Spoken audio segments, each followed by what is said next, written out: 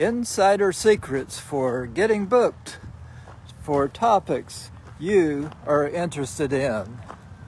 Hello everyone, Randy Carney here with another session of Walking with Randy, where we talk about writing, speaking, marketing, coaching, and marriage. Today we're talking about speaking. Now the last time that we did this, I talked about we are more than likely trying to get booked for free events. We want to speak on a topic that people would also be interested in paying for. Well, we'll talk about how to do that in a minute. As a side note to those free events, often they will allow you to make offers at the back of the room. If you have a book, then you can turn a free event into a paid event, more or less.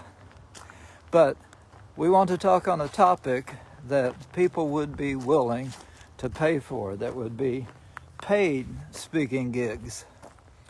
Well, how do we do that? Look to see if meeting planners are interested in that topic.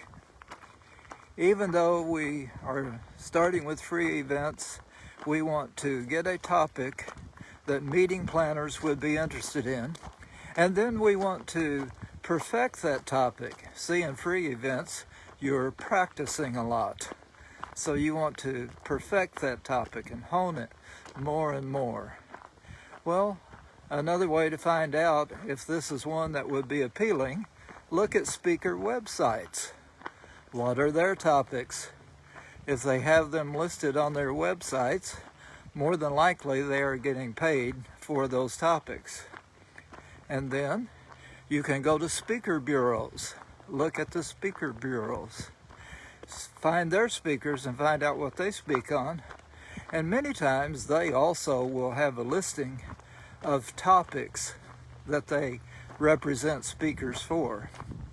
Now, if your item of interest is not in any of those lists, then you may have a problem.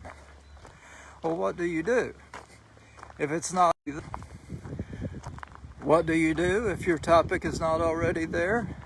Ask if it is a part of one that is listed. If it is a part of one that is listed, then you have a way to get the best of both worlds. You can speak on what they want. He's a former youth pastor, and those of you bivocational ministers that I'm encouraging along this line, I'm not encouraging you to leave the ministry, and I don't believe that Grant did either. It's just a different form for what he's doing right now. But anyway, he was a former youth pastor, and then he started speaking. And now he's a full-time speaker. And he speaks to many schools. When he first started speaking to schools, he wanted to speak on the topic of finance, personal finance. When he talked to principals of the school, he found out that the principals, yes, were interested in their students knowing about personal finances and how to handle them and improve their lives in those areas. But he also found out that that was not a topic that they were willing to pay for.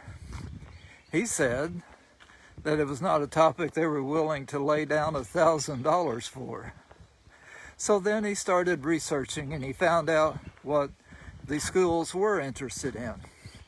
And the principal said, well, they were interested in their students transitioning from high school to their careers or thinking about the future. So Grant started using what he called the Trojan horse technique. Now, you remember the Trojan horse was in a Greek story about soldiers inside of a wooden horse that was rolled up in front of a city. The people from the city came out of curiosity, and nothing happened. So they pulled it inside their city, leave it overnight, examine it further the next day. During the night, some of the soldiers inside the wooden horse crept out, opened the gates of the city, and the other soldiers came in. Now, Grant was saying it's not a bait and switch. You want to make sure that your topic that you are really interested in is part of what the meeting planner wants. But if it is, you're good to go. So Grant started speaking on transitioning from high school to career. Maybe transitioning from high school and going through college to the career path, or transitioning from high school to their futures.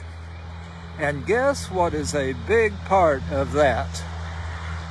Learning how to handle your personal finances. So, focus on finding something you're really interested in, and then find out if it is something that meeting planners are interested in too. If not, is there a way to dovetail what your interest is into what people want? Well, I hope you have a great day, and if you're interested in more tips in writing, speaking, coaching, or marriage, go to randysblogs.com. And I wish you well, and until next time for Walking with Randy, have a great day.